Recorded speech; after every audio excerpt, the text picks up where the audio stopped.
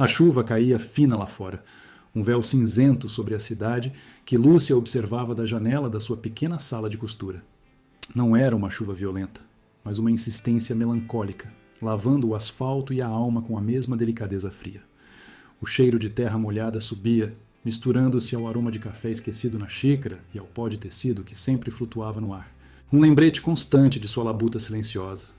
Seus dedos, outrora ágeis e agora adornados com nós da idade e marcas de agulha, trabalhavam na bainha de uma calça jeans, um pedaço de tecido alheio, assim como grande parte de sua vida. O corpo doía, uma pontada surda nos joelhos que previam a umidade no ar. Uma fadiga perene nos ombros curvados pelo peso de anos, não apenas de costuras, mas de silêncios acumulados. Cada fibra dela parecia absorver a umidade e o frio, uma exaustão que ia além do físico, que penetrava os ossos e se alojava na própria essência de seu ser. Era o cansaço de uma existência vivida à margem, uma longa respiração contida. Ela se levantou para buscar mais linha, o ranger suave do assoalho de madeira parecendo o único som a reconhecer sua presença no pequeno apartamento. Na rua, na fila do supermercado, no banco da praça, era sempre assim. As pessoas passavam por ela, olhavam sem realmente ver, um borrão no cenário cotidiano. Era como se Lúcia tivesse dominado a arte da invisibilidade ao longo de suas 6 décadas de vida. No ônibus lotado, os jovens preferiam esticar as pernas, evitar o contato visual, e ela, com seus cabelos grisalhos pacientemente presos em um coque baixo, sua blusa de malha sem graça e o olhar quase transparente, era a figura perfeita para se ignorar. Ninguém lhe oferecia o assento, ninguém notava o cansaço em seus olhos castanhos que um dia foram vívidos. Era uma solidão não de estar só fisicamente, mas de ser um fantasma em meio à multidão, uma ausência presente. Até em casa, onde a ausência de vozes era a regra, a sensação de invisibilidade era quase palpável. A velha poltrona da sala, o bule de café sobre o fogão, a pilha de livros na mesa de cabeceira, todos pareciam ter mais presença do que ela. Era como se a vida tivesse se tornado um espetáculo onde ela era apenas a plateia, e ainda assim, esquecida na última fila. Os espelhos mostravam uma mulher cujas rugas contavam histórias de sacrifícios e resiliência, mas sem a alegria que as rugas de uma vida bem vivida deveriam ter. Seus lábios, finos e quase sempre selados, haviam esquecido a melodia de um riso fácil. Os olhos, outrora cheios de sonhos, guardavam agora uma quietude resignada, como lagos escuros sob um céu perenemente nublado. Não era tristeza, não era desespero. Era algo mais profundo, mais entranhado. Era a sensação de ser uma entidade sem eco, uma existência sem reverberação. O mundo girava, as estações mudavam, mas Lúcia permanecia ali, imóvel em sua bolha de não existência, um muro silencioso erguido entre ela e qualquer possibilidade de ser vista, de ser sentida. Ela havia se acostumado a essa sobrevivência, a essa ausência de sentir que se tornara sua zona de conforto, ainda que gélida e desoladora. O calor humano, o toque, o olhar que reconhece, tudo isso parecia pertencer a um universo distante, do qual ela fora silenciosamente excluída. Antes de continuarmos a desvendar os segredos do coração de Lúcia, deixa um like e me conta de onde você está me ouvindo. Isso ajuda demais a levar a história de Lúcia para mais mulheres que, como ela, buscam esperança e a validação de que a vida ainda reserva segredos. Essa invisibilidade, essa dor silenciosa, não era um acidente. Era o sedimento de décadas, o resultado de uma vida cuidadosamente moldada para se encaixar no vácuo. Seu casamento, aquele que deveria ser o porto seguro, havia se tornado o epicentro de seu desaparecimento. Ele, o marido, nunca a agrediu com palavras duras ou violência física, apenas com a indiferença. Uma indiferença que corroía mais fundo do que qualquer grito. Ele era um homem ausente, mesmo quando presente. Seus olhos passavam por Lúcia sem pousar. Sua voz se dirigia a ela com a formalidade de um desconhecido. Suas mãos nunca a buscaram, nem mesmo para um toque casual, um conforto em silêncio. Lúcia lembrava-se dos primeiros anos, da jovem que ela foi, cheia de expectativas, com o coração aberto e a esperança de construir um lar, de ser amada. Ela tentou. Como ela tentou. Preparava suas comidas favoritas, vestia-se com cuidado, tentava iniciar conversas sobre o dia, sobre planos futuros. No início, havia um fio de esperança. Ele respondia com monossílabos, com acenos de cabeça. Com o tempo, nem isso. As conversas morriam no ar. As refeições eram consumidas em silêncios densos, e as roupas bonitas ficavam penduradas no armário sem ocasião, sem um olhar de admiração. A paixão, se é que um dia existiu, evaporou-se como orvalho ao sol, deixando apenas a aridez de uma rotina pré-determinada. Aos poucos, Lúcia foi se encolhendo, cedendo espaço. Seus próprios interesses, suas opiniões, seus pequenos prazeres, tudo foi diminuindo de tamanho, murchando sob o peso daquela indiferença constante. Ela parou de pintar os quadros que tanto amava, parou de ler os romances que a faziam sonhar, parou de cantarolar enquanto cozinhava. Aos poucos, ela foi se tornando a mulher que ele não via, porque não havia mais nada dela para ser visto, a não ser a casca de uma cuidadora, uma administradora do lar, uma presença funcional, mas sem alma. As décadas se arrastaram nessa dança macabra de duas pessoas morando sob o mesmo teto, mas em universos paralelos e distantes. O toque, se acontecia, era um esbarrão sem intenção, um acidente, jamais um gesto de carinho. A intimidade se tornou uma palavra vazia, um conceito que Lúcia lia em livros e assistia em filmes, mas que nunca fizera parte de sua própria realidade. Ela se acostumou ao frio da cama vazia ao lado, à ausência de um abraço, à falta de uma mão que buscasse a sua. Quando ele finalmente se foi, não houve o luto esperado, o desespero da perda. Houve um vazio diferente, oco. Não um vazio de alguém que partiu, mas o vazio que ele já preenchia há muito tempo com sua ausência. Foi um vazio de confirmação. A confirmação de que ela havia se tornado a paisagem, a mobília, a sombra, e não a mulher que um dia sonhou ser. A solidão que se seguiu não era nova, era apenas o silêncio sem a presença inerte que a acompanhava. Ela continuou costurando, suas mãos habilidosas tecendo vidas alheias, enquanto a sua permanecia desfeita, sem fio condutor. O espelho, agora sem o olhar ausente dele para evitar, revelava uma mulher que mal se reconhecia, uma estranha com rugas profundas e um cansaço que parecia eterno. O corpo dela, que um dia foi jovem e vibrante, havia se tornado um mapa de sobrevivência, cada linha, cada flacidez, cada mancha, contando a história de uma guerra silenciosa, travada e perdida contra a invisibilidade. Até que, naquela terça-feira de sol tímido, entre o cheiro forte de frutas maduras e o burburinho da feira, algo inesperado aconteceu. As sacolas pesadas, o pote de geleia que ameaçava o chão, o desequilíbrio familiar. Lúcia fechou os olhos por um instante, já prevendo o pequeno desastre, mais uma mancha em seu dia já morno. Mas não houve o impacto, nem o som estilhaçado. Em vez disso, um calor repentino e envolvente em seus braços, mãos grandes e firmes que a seguraram com uma gentileza que a chocou. Abriu os olhos e lá estava ele, Carlos, com um sorriso que irradiava uma luz suave, sem exigências, apenas acolhimento. A firmeza de suas mãos era um contraste brutal com a ausência de toque que ela conhecia há décadas. O olhar dele não passou por ela. Pousou nela, demorou-se um instante, e por uma fração de segundo Lúcia sentiu-se vista. Não como uma costureira cansada, não como uma mulher invisível, mas como Lúcia. A vibração de sua pele sob o toque dele foi um choque elétrico, um lembrete súbito e quase doloroso de que seu corpo ainda era capaz de sentir, de reagir. Naquele instante, entre o aroma doce do mel e o som distante dos feirantes, uma pequena rachadura, quase imperceptível, abriu-se no muro de sua invisibilidade. Um vislumbre de que talvez, apenas talvez, o silêncio de anos pudesse, enfim, ser desafiado. A promessa de um novo olhar, um toque que cura, ainda que apenas um sussurro na brisa fria. O choque daquele toque inesperado, a firmeza das mãos de Carlos segurando as suas, reverberou em Lúcia muito depois de ela ter chegado em casa. Não era uma eletricidade assustadora, mas um calor que penetrava a pele, um lembrete vívido de uma capacidade de sentir que ela julgava adormecida, talvez até morta. O pote de geleia que ele havia salvado jazia agora sobre a bancada da cozinha, mas era o cheiro doce do mel, o aroma de pão de queijo fresco que ainda pairava em suas narinas que a fazia parar e respirar fundo. Ela levou a mão ao braço, onde a palma dele havia repousado por um instante, e sentiu um leve formigamento. Era a lembrança de um contato, um gesto de pura gentileza, algo tão raro em sua vida que parecia quase irreal, um fragmento de um sonho diurno. A noite caiu com a mesma mansidão da chuva que voltara a cair. Lúcia estava sentada na sua poltrona preferida. Aqui tinha um lado gasto onde seu corpo se aninhava há anos, o silêncio da casa amplificado pelo gotejar insistente lá fora.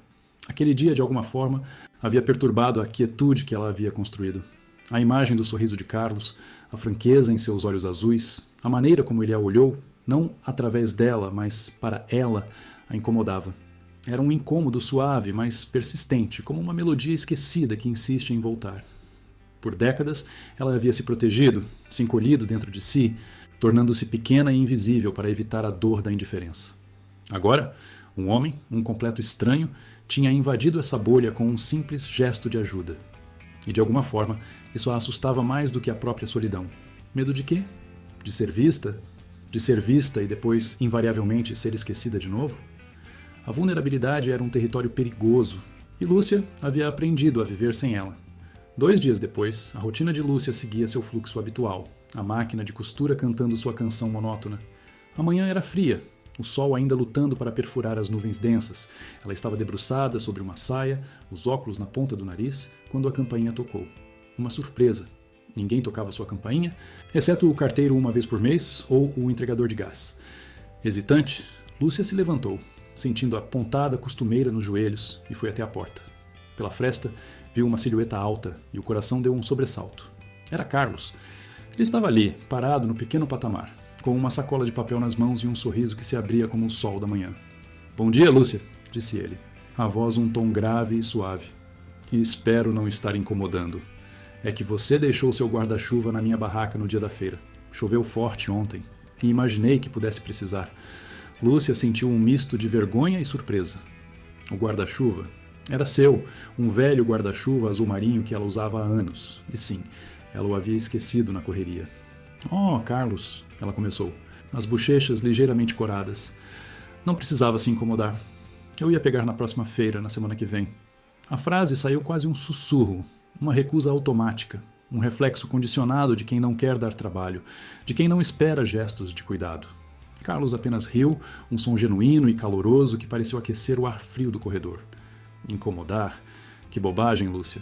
Eu estava a caminho do centro e pensei, por que não entregar pessoalmente? Assim você não pega chuva. Além disso, ele estendeu a sacola, trouxe um pedaço de pão de queijo fresquinho e um pouco do meu mel para acompanhar o café da manhã. Ela olhou para a sacola, para a oferta inesperada e para ele, que continuava sorrindo com a mesma gentileza que a havia surpreendido na feira. A inversão era palpável, quase dolorosa em sua novidade. A vida inteira de Lúcia fora dedicada a cuidar do marido ausente, da casa silenciosa, das roupas alheias que passavam por suas mãos, remendando, ajustando, devolvendo inteirezas. Ninguém nunca havia se preocupado em trazer-lhe um pão de queijo ou um guarda-chuva esquecido. Ela era a cuidadora, a provedora de pequenos confortos, a figura de fundo que assegurava que a vida dos outros corresse sem percalços. Receber para Lúcia era um verbo quase proibido, associado à fraqueza, à dependência. "Não, Carlos, de verdade." Ela tentou recusar novamente, os olhos baixos, fugindo do olhar intenso dele. "Não posso aceitar, não precisa. Eu sou velha para essas coisas, e pão de queijo engorda, não posso."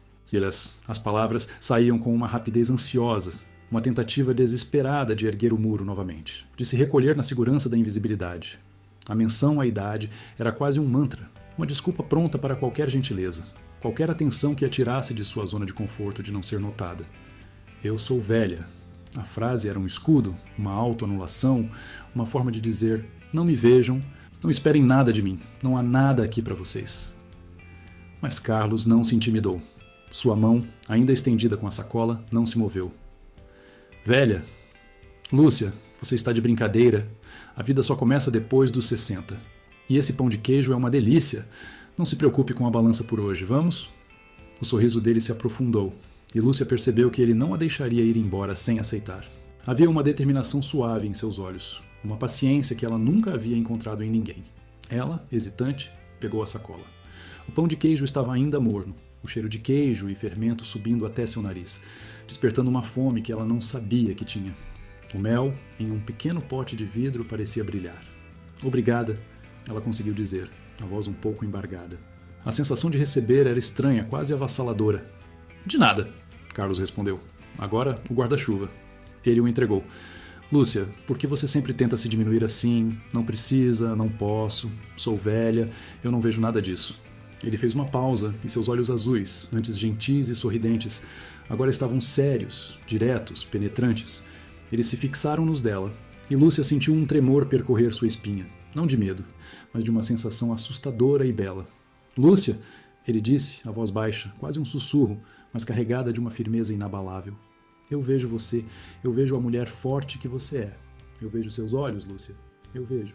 Aquelas palavras, "eu vejo você", elas atingiram Lúcia como um raio, atravessando todas as camadas de sua armadura, de sua invisibilidade cuidadosamente construída. Por décadas ela havia se sentido um mero reflexo embaçado, uma sombra esquecida. Seu marido havia se esquivado de vê-la, de reconhecer sua presença, sua alma, seus anseios.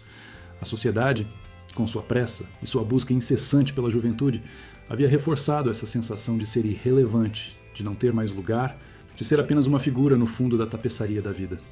Mas ali estava ele, Carlos, um homem que acabara de entrar em sua órbita, dizendo que havia, não apenas seus cabelos grisalhos ou as marcas do tempo, mas ela, a essência, a alma. Lágrimas pinicaram em seus olhos, mas ela as conteve, piscando rapidamente. Não era choro de tristeza, mas de um reconhecimento que doía e curava ao mesmo tempo. Era a dor de uma ferida antiga que finalmente começava a ser tocada, a ser exposta à luz. A dor da invisibilidade que agora recebia um antídoto, uma promessa.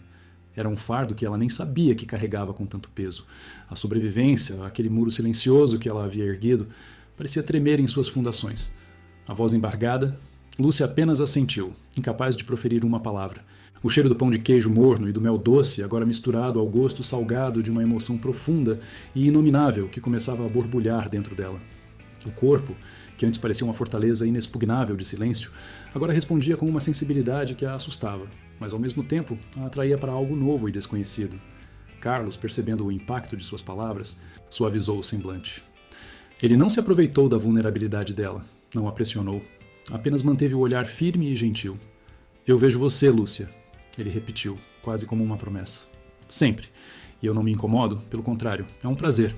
Ele acenou, um aceno simples e respeitoso, e começou a descer as escadas lentamente, deixando Lúcia parada na porta aberta, com o guarda-chuva na mão, o pão de queijo e o mel na sacola, e as palavras dele ecoando em cada fibra do seu ser. Eu vejo você.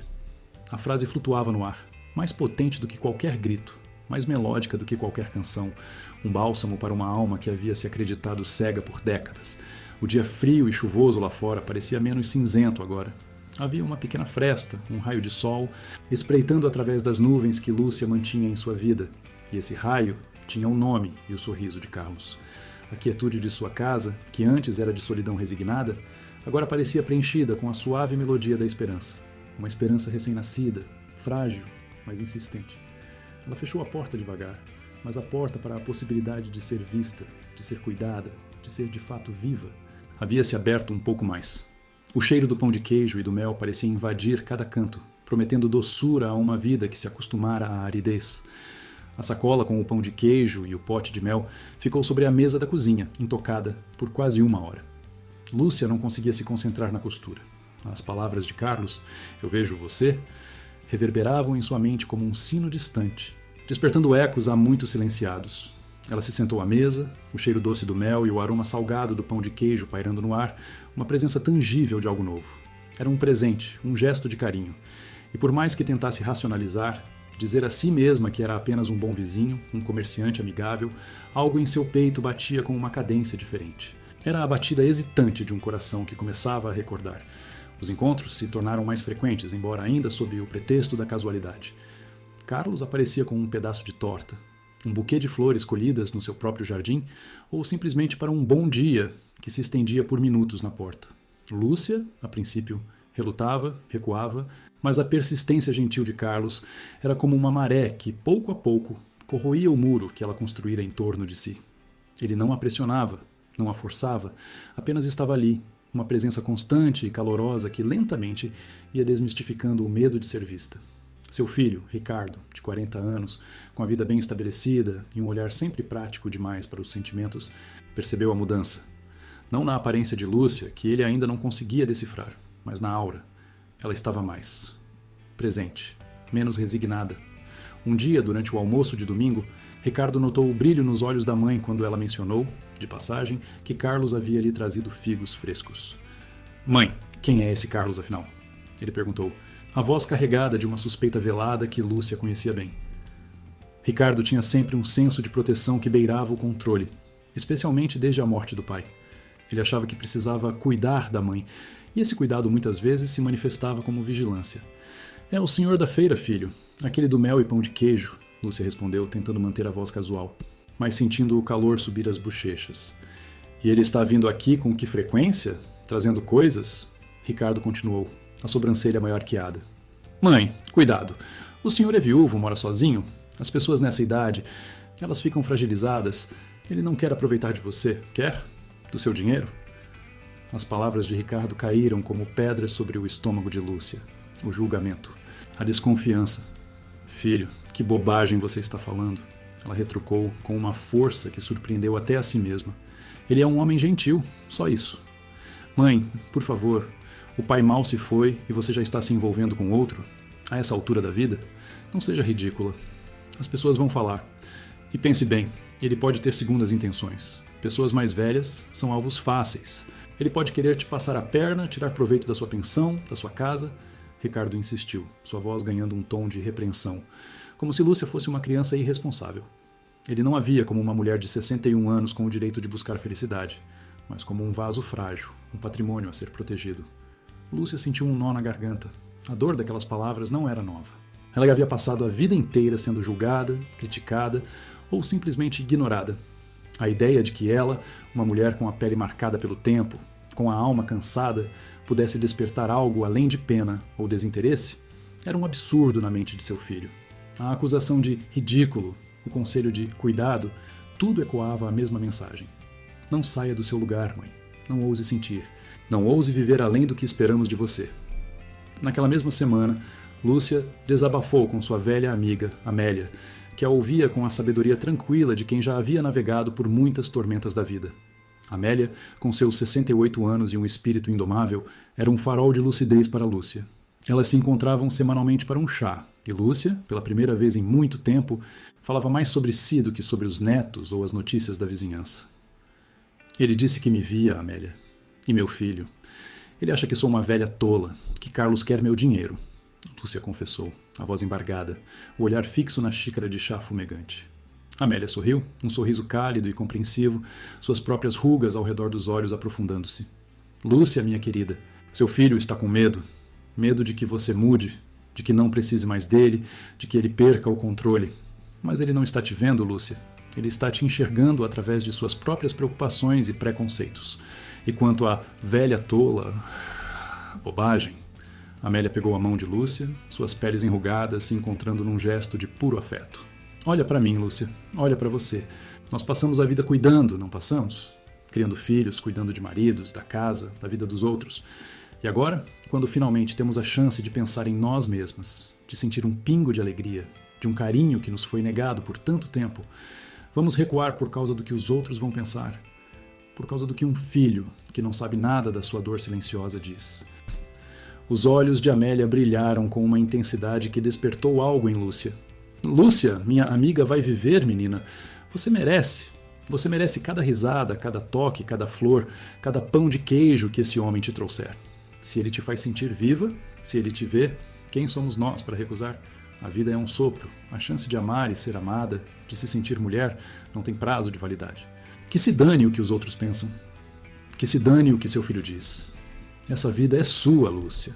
E se for para ser feliz, nem que seja por um instante, agarra essa chance com as duas mãos. As palavras de Amélia eram um bálsamo e um grito de guerra. Elas cortaram a névoa de dúvidas e medos que Lúcia havia acumulado. A ideia de ser ridícula para o mundo, de ser velha demais, começou a perder seu poder. Amélia havia validado o que Lúcia estava sentindo, dando-lhe permissão para ser, para sentir, para viver. Foi durante o próximo almoço de domingo com Ricardo que Lúcia sentiu a força de Amélia em suas veias. Ricardo, novamente, começou a tecer suas preocupações sobre Carlos, insinuando que Lúcia estava agindo fora de si, desviando do luto adequado. Lúcia o interrompeu, as mãos firmes sobre a mesa, os olhos fixos nos dele sem desviar. As rugas ao redor dos seus olhos pareciam se aprofundar, não de cansaço, mas de uma determinação recém-descoberta. Ricardo, ela começou, a voz calma, mas firme, sem tremores, sem hesitação. Eu passei a vida inteira vivendo para vocês, para seu pai, para você, cuidando da casa, da sua escola, da comida, das roupas. Eu fiz tudo o que era esperado de mim. Eu fui uma boa esposa, uma boa mãe, e durante todo esse tempo eu me apaguei. Eu me tornei invisível. Eu esqueci quem eu era, o que eu sentia. Ela fez uma pausa, respirando fundo, sentindo o nó em sua garganta se dissolver para dar lugar a uma clareza que há muito tempo não experimentava. Agora seu pai se foi. Você tem sua vida, sua família, seu trabalho. Eu estou sozinha. E se um homem me olha com carinho, se ele me faz sentir que eu ainda existo, que eu ainda sou uma mulher, que eu ainda tenho o direito de sentir e de ser feliz. Eu vou me permitir isso. Eu tenho 61 anos, Ricardo. Eu não tenho mais tempo a perder com medos ou com o que os outros vão pensar. Eu passei tempo demais com medo. Agora é a minha vez. É a minha vez de viver e de sentir. E se o que você vê como ridículo é a possibilidade de eu ser feliz, então que seja, porque eu escolho a felicidade. Ricardo ficou em silêncio, chocado com a explosão controlada da mãe. Ele nunca vira assim. Lúcia, a mulher sempre quieta e submissa, estava ali, diante dele, uma rocha de convicção. Aquele dia marcou uma virada. Não que Ricardo compreendesse plenamente, mas a firmeza de Lúcia o silenciou, abrindo um espaço para que ela pudesse, enfim, seguir seu próprio caminho. Carlos continuou sendo um farol em sua vida. Os passeios na praça se tornaram mais longos, as conversas mais íntimas. Ele falava de sua própria viuvez, da solidão, mas sempre com uma leveza que contrastava com a amargura que Lúcia conhecera. Ele contava histórias engraçadas, ouvia-as dela com atenção genuína e seus olhos nunca a deixavam. Ele a via de verdade. A primeira noite de intimidade entre eles aconteceu semanas depois, após um jantar simples na casa de Lúcia. A chuva caía lá fora, tamborilando no telhado, criando uma atmosfera de aconchego e revelação. O cheiro de café fresco, que Lúcia sempre associara à melancolia, misturava-se agora ao perfume suave de Carlos, um aroma de sabonete e pele quente que preenchia o ar. Eles estavam sentados no sofá, conversando sobre amenidades, mas a tensão suave, a atração silenciosa, era inegável. A mão de Carlos pousou sobre a dela, um toque suave, mas firme. A pele de Lúcia, com suas rugas finas e a textura de quem viveu, sentiu um calor que há décadas não conhecia. Ele não disse nada, apenas a olhou, e naquele olhar, Lúcia viu admiração, desejo e, acima de tudo, um carinho profundo. O medo, um velho conhecido, tentou se infiltrar. O medo de ser vista nua, com todas as suas imperfeições, as marcas do tempo, a pele flácida, as rugas que denunciavam cada ano vivido.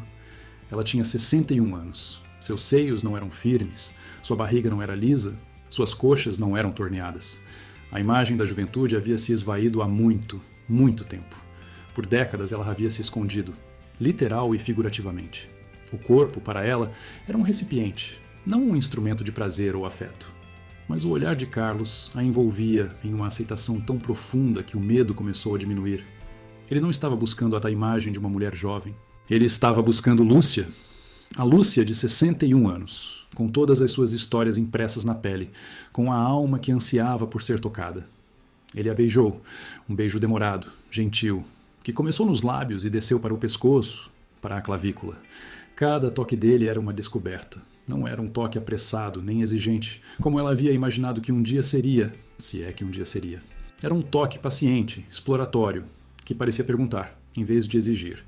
Ele a fez sentir-se bela, não apesar de suas rugas, mas com elas. Cada carícia era um bálsamo para as feridas da invisibilidade, uma validação de que ela ainda era desejável, ainda era mulher. Quando suas roupas finalmente cederam e ela estava ali, diante dele, vulnerável e exposta, Lúcia fechou os olhos, esperando o julgamento silencioso que sabia que viria. Mas não veio. O que veio foi o toque gentil das mãos de Carlos explorando seu corpo com uma reverência que a fez ofegar. Ele beijou suas mãos enrugadas, os ombros que carregavam o peso de anos de invisibilidade, a linha fina de sua barriga, as marcas de uma vida que ela havia considerado insignificante. Não era apenas sexo, era um ato de ressurreição. Cada carícia de Carlos era um sussurro, uma promessa. Ele não estava apenas tocando seu corpo, estava tocando sua alma, curando as cicatrizes de décadas de ausência de afeto. Ele a fazia se sentir viva, pulsante, desejada, uma mulher em sua plenitude, com toda a beleza de sua idade.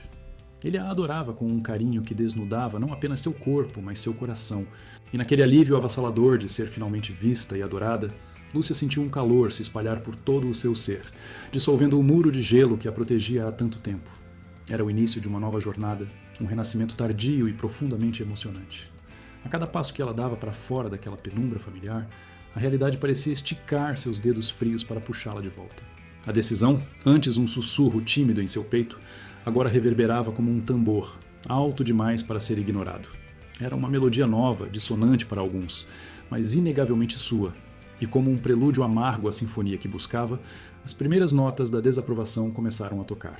O telefone tocou, a voz do filho, Rafael carregada de uma indignação que ela conhecia bem. Mãe, o que é isso? Que palhaçada é essa de viagem, de... Encontro? A senhora tem ideia do que está fazendo? A palavra dinheiro não foi dita explicitamente, mas pairava no ar como um miasma, invisível, mas sufocante. Ele quer o seu dinheiro, não quer? É claro que sim. Que homem na idade dele ia querer uma mulher? Uma mulher na sua idade, se não fosse por interesse? O estômago dela se apertou. As palavras cortavam mais fundo do que ela esperava, cada uma delas afiada pela familiaridade. O medo ancestral de ser um fardo, de ser ridícula, de manchar a reputação da família. Assomava o ridículo, aquela palavra a perseguir a vida toda, um fantasma que a impedia de ousar, de sonhar. Rafael continuou, a voz subindo, tingida de uma preocupação que ela sabia ser genuína, mas misturada com um julgamento implacável. Pense na neta, mãe. O que as pessoas vão dizer? A senhora não pode simplesmente virar as costas para tudo que construímos aqui. Era a velha história, a vida dela, sempre entrelaçada com as vidas deles. As escolhas dela, sempre filtradas pelas expectativas deles. Ela podia sentir o olhar inquisidor de sua cunhada, a desaprovação muda da vizinhança. Mas, estranhamente, ao invés de se encolher, uma chama tênue começou a bruxulear dentro dela. Uma raiva fria, silenciosa, mas persistente. Naquela tarde, ela ligou para Elisa. Elisa, sua amiga de décadas, confidente de tantas mágoas e alegrias passadas. A voz de Elisa era um bálsamo, um rio tranquilo num deserto de críticas. Ela desabafou, as palavras do filho ecoando em sua mente, a ferida ainda fresca. Eles acham que estou louca, Elisa, que estou sendo enganada, que sou ridícula. Elisa ouviu com a paciência de quem entende a alma. Quando ela finalmente calou, um suspiro pesado escapando de seus lábios, Elisa respondeu, a voz firme e doce ao mesmo tempo. Minha amiga, escute bem o que vou te dizer. Você passou a vida inteira se doando. Criou filhos, cuidou do marido, da casa, da família. Você abdicou de sonhos, engoliu palavras, vestiu a máscara da mulher perfeita e abnegada por anos a fio. Houve uma pausa e então a voz de Elisa se intensificou, quase um comando. Agora é a sua vez. Vai viver, menina. Não deixe que o medo da língua alheia ou a incompreensão dos seus filhos roubem o que resta da sua primavera. Se ele te faz sentir viva, se ele te olha como ninguém te olhou antes, o que importa o resto? As palavras de Elisa foram como um lençol macio para sua alma contundida. Vai viver, menina?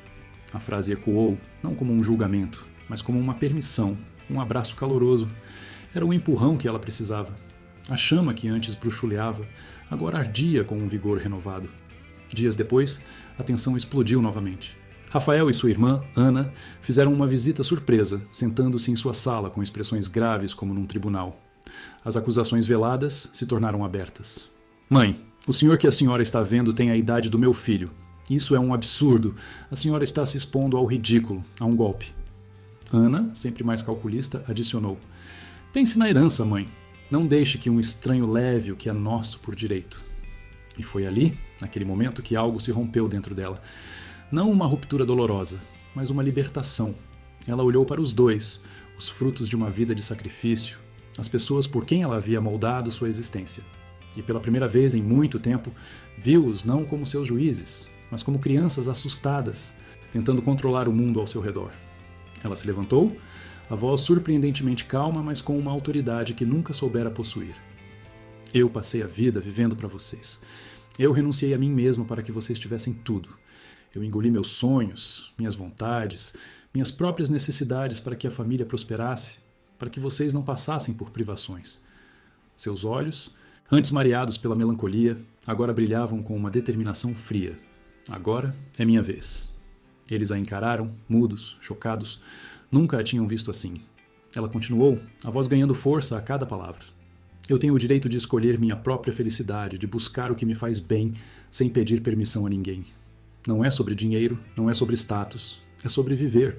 E se vocês não conseguem entender isso, se o que importa para vocês é a reputação ou a herança, mais do que a minha alegria, então é problema de vocês, não meu. A sala ficou em silêncio, um silêncio pesado, carregado de anos de expectativas não ditas e ressentimentos guardados. Ela sentiu o peso daquele silêncio, a possível fissura em seu relacionamento com os filhos. Uma pontada de tristeza a atravessou, mas ela não vacilou. A liberdade tinha um preço, e ela estava pela primeira vez disposta a pagá-lo. Ela havia falado, e a cada palavra, um elo invisível se desfazia, liberando-a de amarras antigas. Ela estava sozinha, sim, mas também estava finalmente livre. O avião a levou para longe, para a promessa de um novo começo. Cada quilômetro a afastava das críticas, das expectativas, do molde que haviam tentado impô-la. E lá estava ele, esperando, com um sorriso que iluminava o aeroporto. Um sorriso que prometia não julgamento, mas aceitação. A primeira noite. Ah, a primeira noite. A antecipação era um misto inebriante de excitação e pavor. Jantaram em um pequeno restaurante, as conversas fluindo como um vinho suave, os olhos dele presos aos dela, uma admiração genuína que a fazia sentir-se vista, verdadeiramente vista, de uma forma que ela mal se lembrava. Depois, o convite silencioso, os olhares que se aprofundavam, a mão dele que gentilmente tocou a dela, o calor que se espalhou por todo o seu ser. De volta ao quarto de hotel, um espaço anônimo que se tornaria sagrado. O ar estava carregado de uma tensão diferente, não de conflito, mas de uma expectativa doce. A luz era suave, âmbar, filtrada pelas cortinas pesadas. Ele a beijou, primeiro gentilmente, depois com uma paixão contida que prometia explosão. Cada toque era um convite, cada carícia uma exploração paciente. Mas o medo, ele estava ali, aninhado em seu peito como um animal noturno. O momento de despir-se. As roupas eram um escudo, uma armadura que escondia as marcas do tempo, as cicatrizes de uma vida vivida. O espelho do quarto, por mais embaçado que estivesse, parecia refletir todas as suas inseguranças. As linhas finas ao redor dos olhos, o cabelo tingido que não disfarçava a prata que nascia teimosamente, a pele que havia perdido a firmeza da juventude, as estrias da maternidade, as marcas de um corpo que havia servido a tantos, menos a si mesmo. Ela se lembrou de se despir no escuro, anos atrás, em casamentos passados apressadamente para não confrontar a imagem, para não permitir o olhar, talvez crítico, talvez apenas indiferente de quem estava ao seu lado. A nudez sempre fora um momento de vulnerabilidade, de exposição, de um julgamento silencioso. Agora, com ele, era diferente. Havia algo em seu olhar que a fazia querer ceder, mas a voz interior, cruel e persistente, sussurrava: "Você não é mais bonita. Ele vai ver as rugas, os seios caídos, a barriga que não é mais lisa. Ele vai ver o tempo que passou, implacável em seu corpo." Ele se afastou um pouco, o sorriso gentil, os olhos profundos, convidando-a sem palavras. Ela começou a desabotoar o vestido, os dedos trêmulos. Cada botão desfeito era uma barreira que caía. Quando o tecido deslizou até o chão, revelando seu corpo em sua imperfeita glória, ela fechou os olhos, esperando o veredito, a decepção, o afastamento. O coração batia um ritmo frenético contra as costelas. Era o momento da verdade, o julgamento final de sua carne envelhecida. O silêncio pareceu eterno, mas não veio o julgamento, não veio o afastamento. Em vez disso, sentiu as mãos dele em sua cintura, os polegares traçando a linha de sua pele. Ele a puxou para mais perto e seus lábios encontraram os dela em um beijo que era reverência e desejo. Ele não a beijou como se estivesse beijando uma lembrança de juventude, mas como se estivesse beijando a mulher que ela era, naquele exato momento. Quando ele a olhou, seus olhos não viam as imperfeições que ela tanto temia. Eles viam a beleza que o tempo havia esculpido, a história que cada linha contava. Havia ternura, admiração e, sim, adoração. Uma adoração que não era cega, mas que via a verdade de sua essência, não apenas a efemeridade de sua forma. Ele a tocou, gentilmente com os dedos leves, explorando cada curva, cada contorno, como se estivesse descobrindo um mapa precioso. E ali, sob o toque dele, sob o olhar dele, o medo se dissolveu como névoa ao sol. O alívio a inundou, um alívio tão profundo que a fez suspirar, quase chorar. Era a sensação de ser aceita, de ser desejada não apesar de suas marcas, mas por causa delas. Cada toque era uma validação, cada beijo, uma promessa. Ela não era uma relíquia do passado, mas uma mulher presente, vibrante, com um corpo que ainda podia sentir e desejar. Pela primeira vez em décadas, ela não estava apenas se submetendo. Ela estava participando, entregando-se de corpo e alma àquele momento. O prazer era uma onda lenta que se construía, subia e a carregava para um lugar de esquecimento bendito. O mundo exterior, os julgamentos dos filhos, as expectativas sociais, tudo desapareceu. Havia apenas ela, ele e a dança de seus corpos, uma sinfonia de toques, suspiros e gemidos. Ao amanhecer, com os raios de sol filtrando-se suavemente pelas cortinas e a pele dele contra a sua, ela sentiu uma paz que transcendia qualquer outra experiência. Não era apenas o prazer físico, embora este fosse intenso e surpreendente.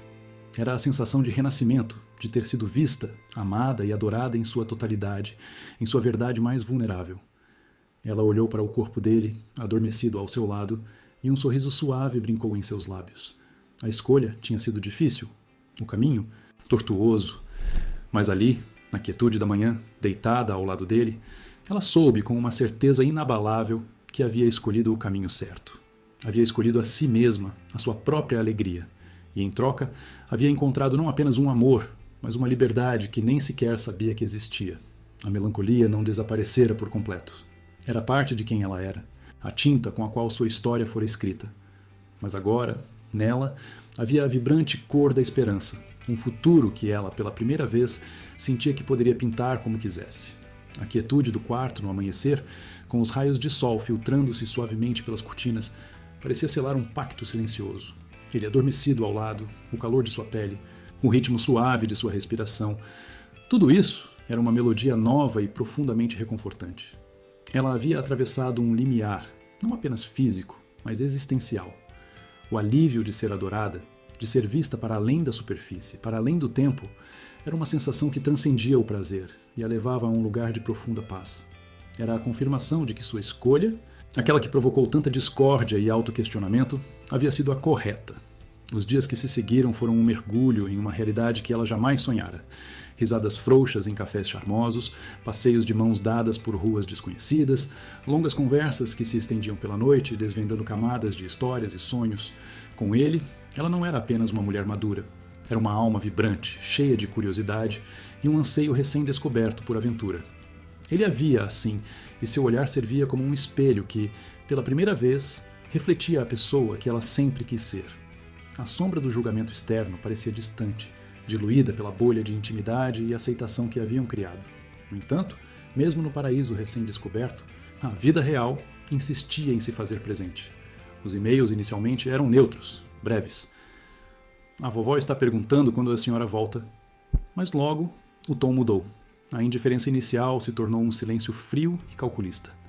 Rafael e Ana, depois daquele confronto, decidiram que o melhor era o afastamento. As ligações diminuíram, as mensagens se tornaram esparsas e formais. A neta, sua adorada neta, era mencionada de forma quase periférica, como se o acesso a ela fosse um privilégio que ela estava perdendo. Cada ausência, cada silêncio, era uma pequena pontada no coração. A melancolia não se dissipava por completo. Ela era um fio de prata tecido na tapeçaria da sua nova alegria. O sorriso em seu rosto, agora mais frequente e genuíno, carregava a sombra do que havia sido deixado para trás. Ela sabia que a liberdade tinha um preço, mas a dor de uma possível ruptura com os filhos, com a vida que dedicara a eles, era um fardo pesado. Ela se perguntava se eles sentiam falta, se em algum momento ponderavam sobre a sua felicidade, ou se apenas a viam como uma traidora de um legado que ela sequer havia pedido para carregar sozinha. Em um dia chuvoso, quando a saudade parecia mais intensa, ela pegou o telefone para ligar para Elisa novamente. A voz da amiga, como sempre, era o porto seguro. Elisa, eles não falam comigo. É como se eu tivesse morrido para eles. Ou pior, como se eu nunca tivesse existido da forma que eles queriam. A voz dela embargou, o nó na garganta quase impedindo as palavras. Elisa, com sua sabedoria calma, replicou. Eles estão tentando te punir por ter se escolhido. Mas você não está morrendo, minha amiga. Você está renascendo. E acredite, a dor que eles sentem, o ego ferido, é deles. Não é sua responsabilidade curar isso às custas da sua própria vida. E novamente, a frase que se tornara um mantra. Vai viver, menina. A vida é muito curta para se deixar enclausurar pelos medos e expectativas alheias. As palavras de Elisa a ergueram. A dor persistia, mas a convicção, que antes era uma chama bruxuleante, agora ardia com uma intensidade constante. Ela havia enfrentado seus filhos e não havia cedido. E continuaria não cedendo. Aquele momento de força, de reivindicar sua própria existência, se tornara o alicerce de sua nova identidade. Ela não era mais a mãe abnegada, a esposa dedicada, a filha obediente. Era apenas ela, complexa, imperfeita, mas, finalmente, inteira. A companhia dele era um presente inestimável. Ele não tentava preencher o vazio deixado pela família, mas sim construir um novo espaço, um novo lar para o coração dela. Ele a ouvia, sem julgamento.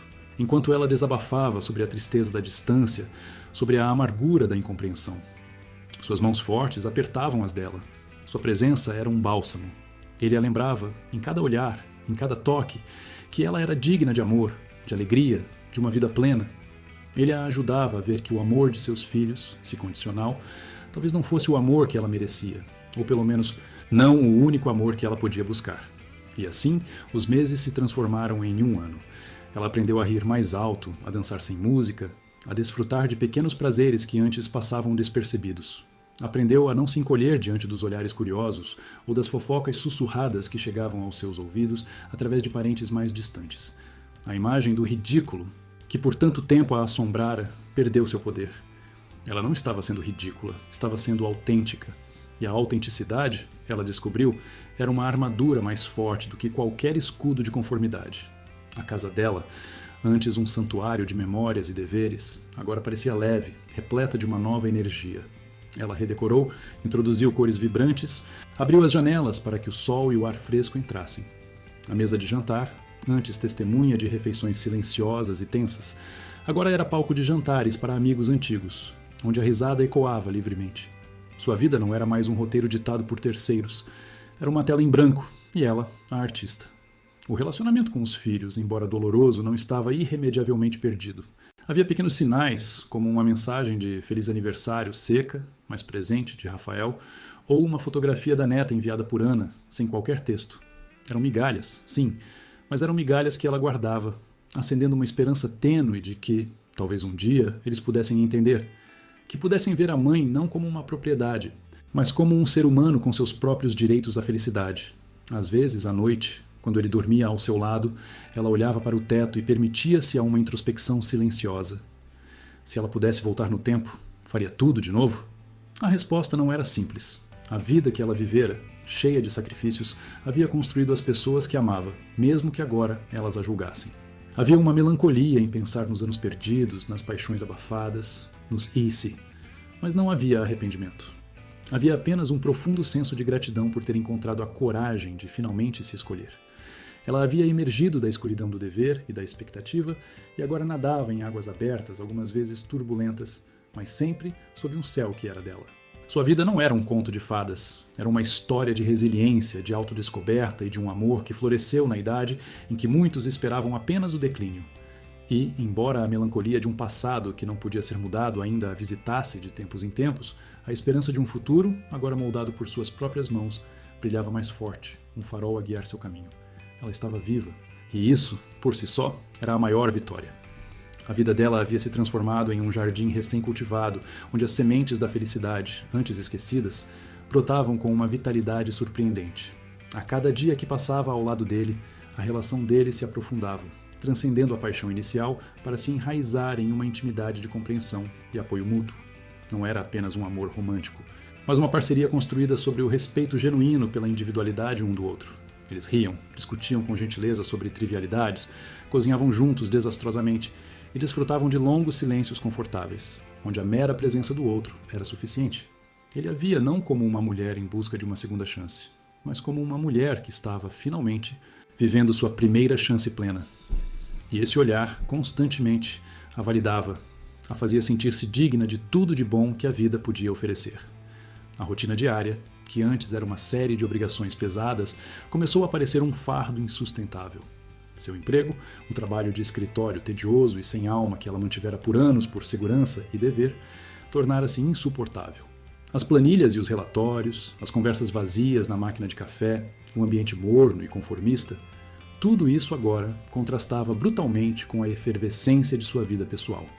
Era um resquício da velha vida, aquela em que ela se anulava em nome de algo que não lhe trazia alegria. Em uma manhã ensolarada, depois de uma noite de insônia pensando na ironia de sua nova liberdade fora do trabalho versus sua prisão de 8 horas diárias, ela tomou uma decisão. A caneta em sua mão tremia levemente ao assinar a carta de demissão. Mas não era de medo, era de uma excitação contida, quase juvenil. Ao entregar a carta à sua chefe, uma mulher mais nova que sempre a via com uma mistura de respeito e piedade, sentiu um nó se desfazer no estômago. A chefe, surpresa, perguntou sobre os planos futuros. "Vou viver", ela respondeu, com um sorriso enigmático que há muito não habitava seu rosto em ambiente de trabalho. Ao sair do prédio pela última vez, sentiu o sol aquecer sua pele de uma forma diferente, mais intensa, como se ele estivesse aplaudindo sua coragem. Com o tempo recém-conquistado, uma necessidade antiga, sufocada por anos de obrigações, ressurgiu. Desde criança ela adorava o toque do tecido, a alquimia das cores, a transformação de um fio simples em algo belo. Ela comprou agulhas, linhas de todas as cores do arco-íris, tecidos brancos esperando para serem preenchidos. Começou a bordar. No início, os pontos eram desajeitados, os desenhos hesitantes, mas com a prática, suas mãos reencontraram a delicadeza, a precisão. Ela bordava flores exuberantes, pássaros coloridos, paisagens oníricas que pareciam surgir de seu próprio subconsciente. Cada ponto era uma meditação, um ato de criação, uma forma de expressão que as palavras muitas vezes não alcançavam. Suas criações eram pequenas janelas para sua alma, revelando uma beleza e uma complexidade que ela mesma mal sabia que existiam. E em cada peça finalizada havia uma alegria singela, mas profunda, a satisfação de ter materializado um pedaço de si mesma. A aceitação, que tanto lhe foi negada em seu próprio lar, encontrou ressonância na família dele. Ele tinha uma mãe, Dona Helena, uma mulher de 80 e poucos anos, com olhos vivazes e um sorriso que desarmava. Desde o primeiro encontro, Dona Helena a envolveu em um abraço caloroso, sem as formalidades ou os olhares de julgamento que ela esperava. Que bom que meu filho encontrou alguém que o faz sorrir assim novamente, disse a senhora, os olhos perscrutadores, mas cheios de gentileza. A vida é para ser vivida, não para ser guardada em uma gaveta. E o amor, minha querida, o amor não tem idade. As palavras de Dona Helena eram um bálsamo, uma confirmação vinda de uma matriarca, que para ela tinha um peso imenso. Era a aceitação maternal que ela não recebera de volta. Os filhos dele, um casal em seus 30 e poucos anos com suas próprias vidas e famílias, também a receberam de braços abertos. Não houve olhares céticos, nem perguntas indiscretas. Havia curiosidade, sim, mas era uma curiosidade genuína, um desejo de conhecê-la. Sua nora, Clara, uma mulher de espírito livre e voz suave, certa vez confidenciou: "Nunca vi meu pai tão leve, tão feliz. A senhora trouxe uma luz para a vida dele que ele não tinha há muito tempo, e isso para nós é o que importa." O neto mais velho dele, um menino esperto de 7 anos, a chamava de Vovó Nova, um apelido que a fez sorrir com uma mistura de doçura e uma pontada de tristeza pelo que seu próprio neto estava perdendo. Esses laços recém-formados eram um contraponto poderoso à frieza de sua própria família. Não que a dor da distância de seus filhos tivesse desaparecido por completo. Ela era uma cicatriz, um lembrete constante do preço da sua liberdade.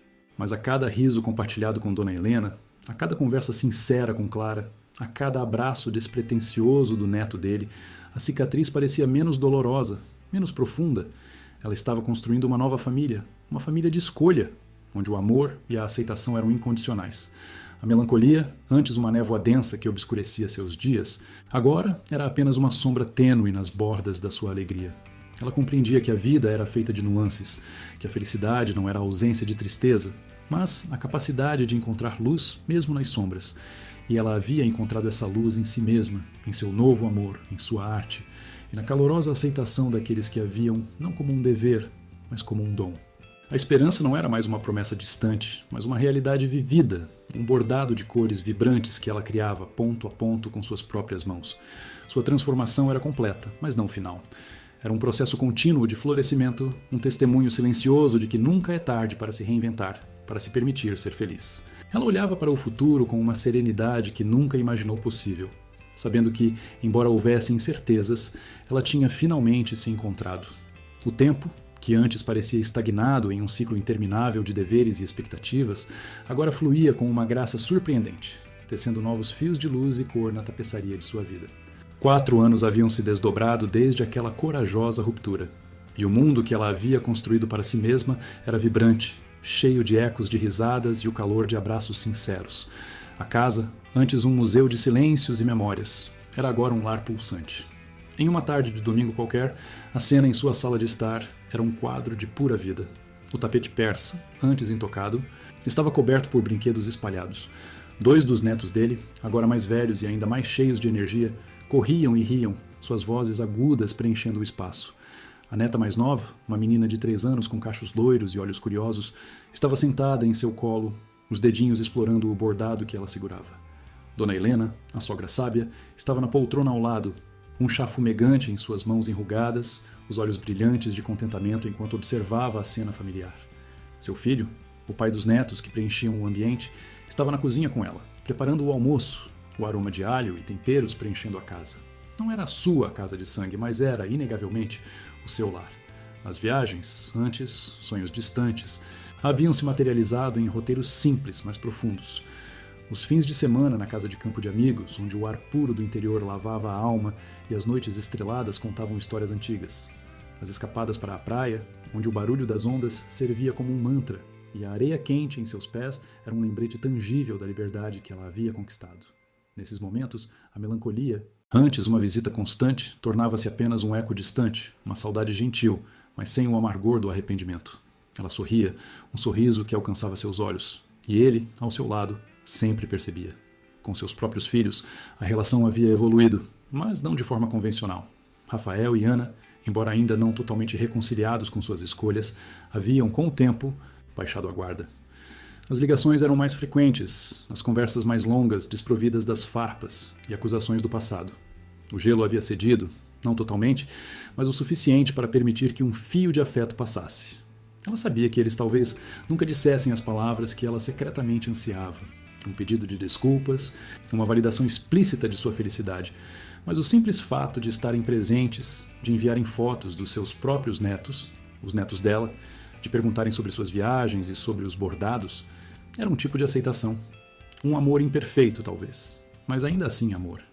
E ela havia aprendido a aceitar a vida em suas imperfeições, a encontrar beleza nas nuances. Ela passava horas em seu ateliê improvisado, um quarto que antes servia de depósito, agora transformado em um santuário de cores e texturas. Seus bordados não eram mais meros passatempos. Haviam se tornado pequenas obras de arte, peças que contavam histórias. Algumas eram vendidas em feiras de artesanato locais, trazendo-lhe não apenas uma modesta renda, mas, mais importante, a validação de que sua arte tinha valor, que sua voz, expressa em linhas e pontos, era ouvida. A sensação de criar algo belo com as próprias mãos, de dar forma a seus pensamentos e sentimentos, era uma recompensa em si. Ao olhar para a mulher que se tornara, ela via uma resiliência que jamais imaginou possuir. As marcas do tempo em seu rosto e corpo eram as mesmas, mas a forma como ela as carregava era diferente. Havia uma leveza em seu andar, um brilho em seus olhos que falava de uma paz conquistada. Ela não era mais a sombra da pessoa que um dia fora vivendo para agradar, mas a plenitude de quem era, vivendo para si e para aqueles que a amavam incondicionalmente. O medo de ser ridícula, de ser julgada, havia diminuído até quase desaparecer. Ela havia aprendido que a opinião mais importante era a sua própria. Certa noite, sentada na varanda, o ar fresco da noite de primavera beijando sua pele, ele ao seu lado, ela ponderou sobre tudo. As adversidades, os julgamentos, a dor da incompreensão de seus próprios filhos, tudo havia sido parte de um caminho necessário. Seus olhos se perderam na escuridão pontilhada de estrelas. Não foi sorte, ela sussurrou, a voz carregada de uma profunda convicção. Não foi sorte, foi escolha. Ele virou o rosto para ela, um sorriso gentil em seus lábios, os olhos cheios de admiração. Ela sorriu de volta, sabendo que ele entendia o peso daquelas palavras. Cada decisão, cada passo rumo à própria felicidade, foi uma escolha consciente, muitas vezes dolorosa, mas sempre autêntica. E o resultado, essa vida plena e cheia de amor, era a prova viva de que a coragem de se escolher era a maior das vitórias. E você? Já se sentiu invisível, como se sua própria existência fosse um eco fraco na vida dos outros? Já carregou o peso de expectativas que não eram suas, abdicando de seus próprios sonhos em nome de um dever que parecia esmagador? Esta é a sua história, assim como foi a dela. É um lembrete silencioso de que a sua voz importa, que o seu desejo de felicidade é legítimo. Não importa a sua idade, não importa o seu passado. Se essa história tocou seu coração, se ela te deu esperança e a coragem de olhar para a sua própria vida e questionar o que você realmente deseja, se inscreve no canal, compartilhe sua própria jornada nos comentários. Juntos, podemos construir uma comunidade de apoio, onde cada mulher se sinta vista, valorizada e encorajada a perseguir sua própria luz. Porque a verdade é, nunca é tarde para ser amada. Nunca é tarde para se amar. Nunca é tarde para viver plenamente a sua própria história.